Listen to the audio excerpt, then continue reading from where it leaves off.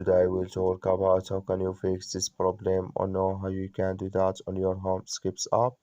So all you have to do, you just click here on settings, click on it here. We just click on settings, it's going to show for you a list like this here. So then you go down, just keep going down, click here on apps. Come to apps list here and there you're looking for Homescapes app or just click on search. Then here add Homescapes, it's going to show for you like this, click on it here.